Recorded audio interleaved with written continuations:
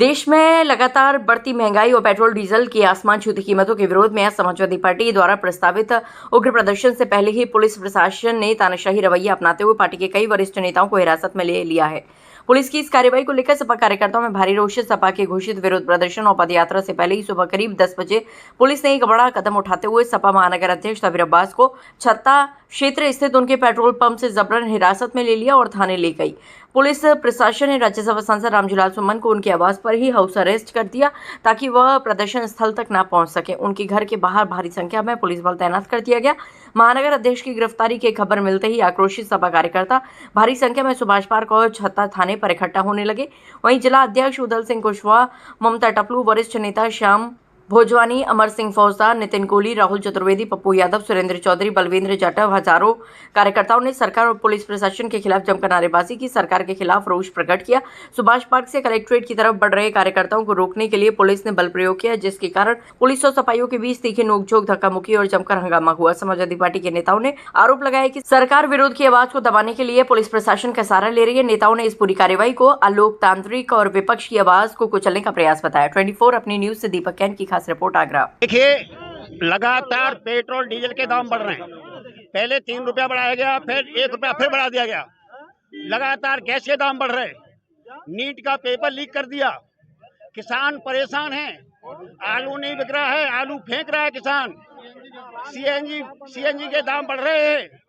किसान बहुत परेशान हैं, जनता परेशान है। घर का रसोई का बजट खराब हो चुका है। इसलिए आज हमको धरना देने का, ज्ञापन देने की जरूरत पड़ी। समाज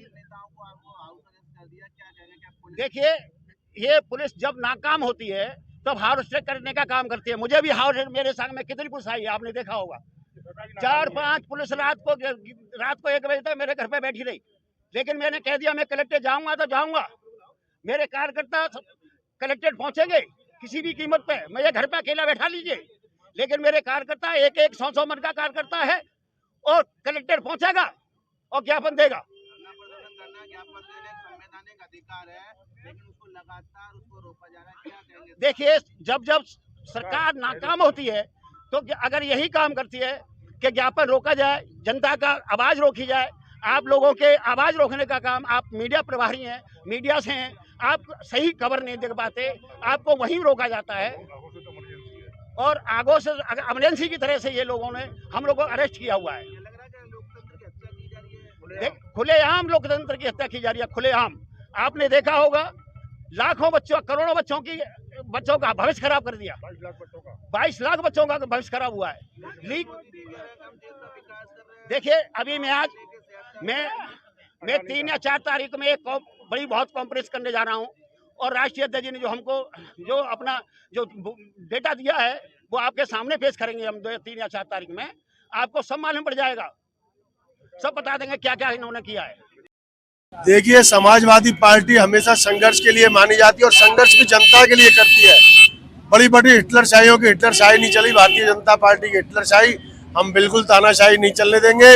जिस तरीके से उन्होंने लोगों की रसोई, लोगों के चलने, लोगों के खाने पीने पे पाबंदी करके आम जनजीवन मानस को तंग कर रखा है, तो ऐसी हिटलरशाही के लिए समाजवादी पार्टी जनता के साथ है और पूरी तरीके से विरोध करती है।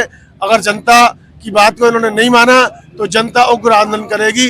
आज हमारे शहर और महानगर अध्यक्ष के नेतृत्व में यहाँ पे हमने ज्ञापन दिया है, और जिस तरीके से शहर अध्यक्ष जी को उन्होंने थाने में डालने का काम किया, ये निंदनीय है। हम इसकी घोर निंदा करते हैं। जैसा कि आप ये बैनर मेरे हाथ में देख रहे हैं, हम लोग शहर और जिले के राष्ट्रीय अध्यक्ष, अपने अध्यक्ष के नेतृत्व में यही कहने आए हैं कि महंगाई को खत्म करो, भ्रष्टाचार को खत्म करो, बेरोजगारी को खत्म करो।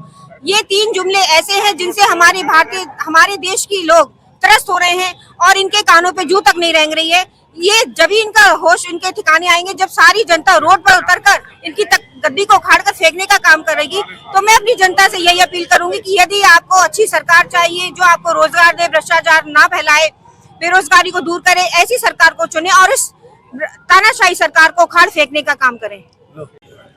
48 डिग्री टेम्परेचर पर भीषण गर्मी में आप देख रहे हैं कि समाजवादी पार्टी के युवा साथी और महिलाएं, और खासकर मैं पत्रकारों को भी धन्यवाद देना चाहूंगा जो इस भीड़ महंगाई में आज जो समर्थन पत्रकारों ने भी किया है, मैं उनका भी बहुत साधुवाद और धन्यवाद देना चाहता हूं। आप लगातार देख रहे हैं, चाहे नीट की परीक्षा हो, चाहे गैस सिलेंडर महंगा हो और चाहे पेट्रोल डीजल सीएनजी के दाम बढ़े हो, विश्व गुरु का दावा करने वाली ये सरकार में निश्चित ही रुपया लगातार कमजोर होता चला जा रहा है और आप देख रहे हैं इसका असर सीधा जनता पर पड़ रहा है। नीट की परीक्षा की तैयारी करने वाला युवक आपके और मेरे घर में भी है, जो नीट की तैयारी करता है, 1 साल उसके बाद कोचिंग लेता है, ऑनलाइन कोचिंग करता है, फॉर्म भरता है, पैसे जमा करता है, उसके बाद जब परीक्षा होती है तो परीक्षा का उसे रिजल्ट का इंतजार रहता है कि मेरा भविष्य संवरेगा, मेरा भविष्य उज्जवल होगा, लेकिन वो परीक्षा लीक हो जाती है, फिर वो वहीं के वहीं बैठा रहता है।